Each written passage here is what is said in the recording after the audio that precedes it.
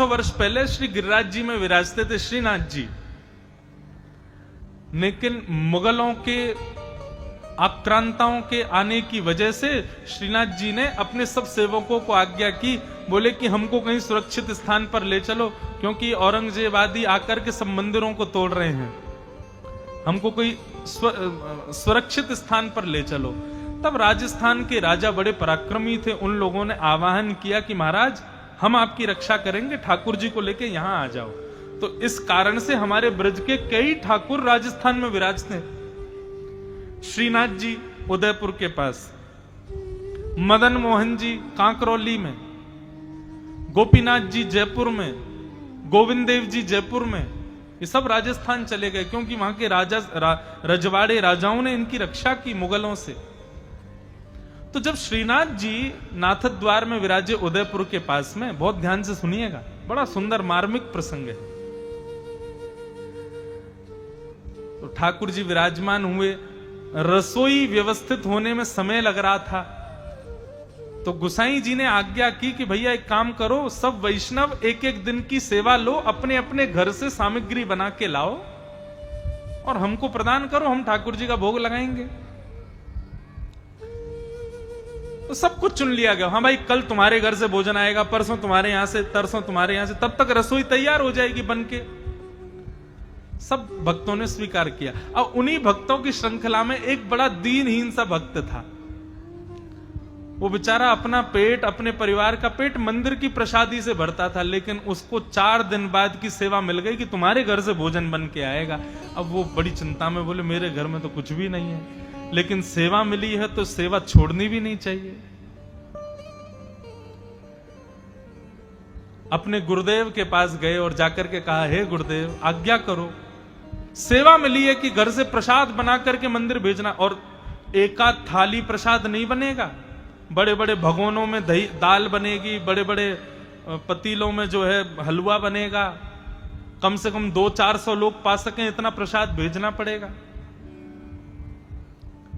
कैसे करूं, क्या करूं, मेरे घर में इतनी व्यवस्था नहीं है। तब उनके गुरुदेव ने आज्ञा की कि भैया ठाकुर जी को भाव की सेवा बड़ी प्रिय है, हम यदि भाव से ठाकुर जी को कोई वस्तु अर्पित करें, ठाकुर जी निश्चित उसको स्वीकार करते हैं। इसलिए तुम यदि प्रस्तुत कोई वस्तु नहीं कर सकते, भाव से प्रस्तुत कर दो। अपनी गुरु की आज्ञा पर इतना विश्वास उस भक्त ने पता है क्या किया,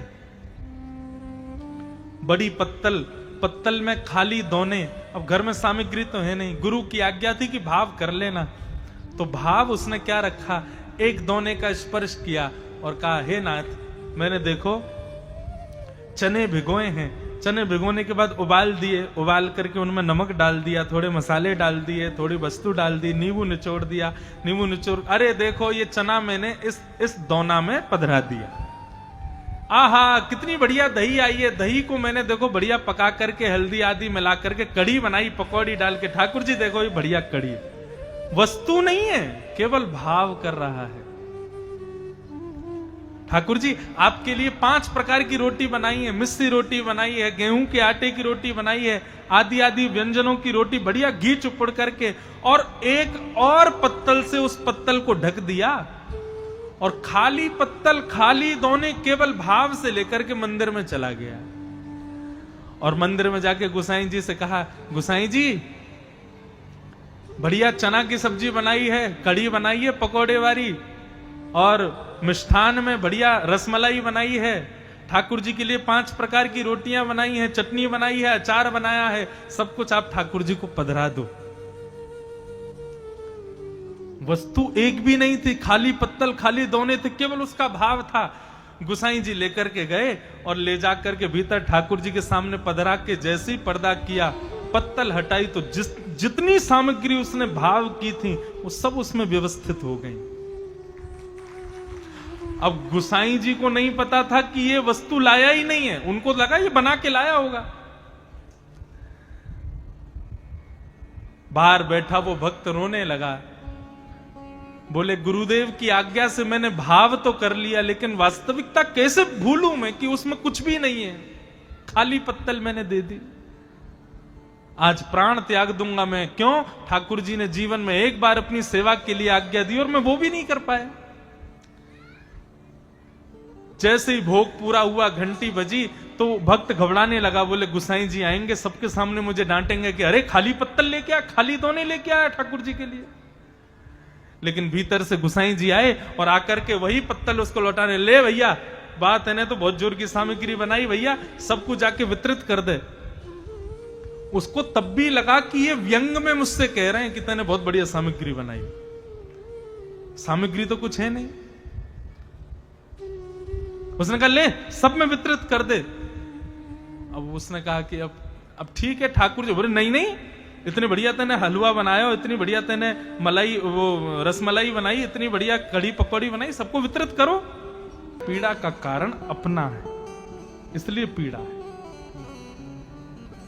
ये ममता आपको पीड़ा दे रही है पिताजी। इस ममत्व का त्याग करो। व्यक्ति को कष्ट देने वाली दो चीजें होती हैं, एक तो अहमत्व और दूसरा ममत्व। अहमत्व किसको कहते हैं? अहमत्व सदैव खुद में होता है, अभिमान, और ममत्व सदैव अपनों में होता है। बेटा, बेटी, पत्नी, खानदान, चाचा, ताऊ, फूफा, बुआ, मामा, मामी, बच्चे, इनमें ममत्व होता है और खुद में अहमत्व होता है। और ये दोनों ही कष्ट देते हैं।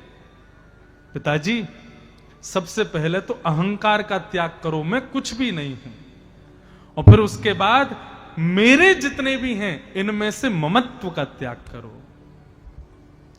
व्यक्ति अहंकार और ममत्व इन दोनों का त्याग कर दे, ऐसा व्यक्ति जीवन में कभी दुखी नहीं हो सकता। सुखी होने का चूक गए, फिर से चूक गए। बढ़िया है, बजाओ ही मत, सुनते रहो चुपचाप, क्या जाता है।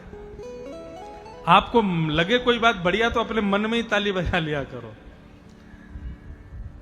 सुखी होने का यही सूत्र है। सबसे पहले तो खुद से अच्छा, हम अपने आप पे अभिमान करते क्यों हैं? किसी व्यक्ति को खुद पर अभिमान क्यों है? हमारी एक बात माने, अपने शरीर को अभी इसी वक्त आज्ञा कीजिए, हाँ भाई आज रात को तुझे भूख नहीं लगनी चाहिए, क्या ये मानेगा आपकी बात? नहीं मानेगा।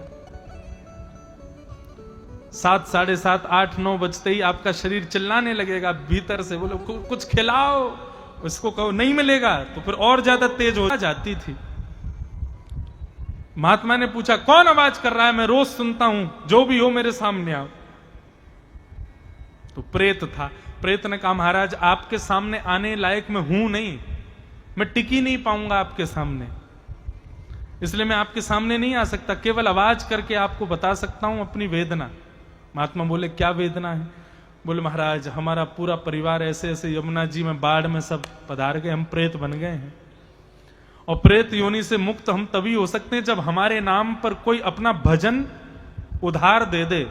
मतलब मैंने एक माला की और एक माला करके उस माला का पूरा प्रभाव किसी व्यक्ति को दे दिया, ऐसे ही कोई व्यक्ति भजन करके हमारे नाम पर उसको उधार दे दे तो हम मुक्त हो जाएंगे।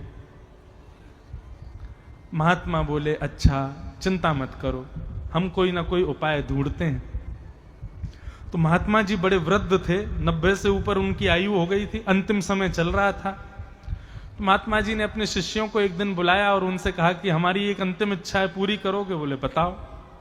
बोले पल्ली पार, यमुना जी के पल्ली पार एक वृक्ष है, उस वृक्ष के पास में हमारा अंतिम संस्कार करना। वो महात्मा जानते थे उस वृक्ष के पास ही झोंपड़ी में वो पूरा परिवार रहता था जो प्रेत बन गया है। बोले हमारे अंतिम संस्कार उस वृक्ष के पास में एक स्थान है, वहां पर करना। शिष्यों ने कहा जो आज्ञा गुरुदेव। 2, 4, 5 वर्ष बाद जब महात्मा जी का शरीर शांत हुआ, सब लोग, वृंदावन में ऐसा नियम नहीं है कि वृंदावन में प्राण त्यागने वाले को यमुना पार करवाई जाए और फिर वहां जाके उसका संस्कार करे ना, इसी पार ही होगा, वृंदावन में ही होगा। लेकिन उनकी आज्ञा थी तो यमुना जी पार की, पार करके वृक्ष बताया था, उसी वृक्ष के पास में चिता लगा के और महात्मा का अंतिम संस्कार किया।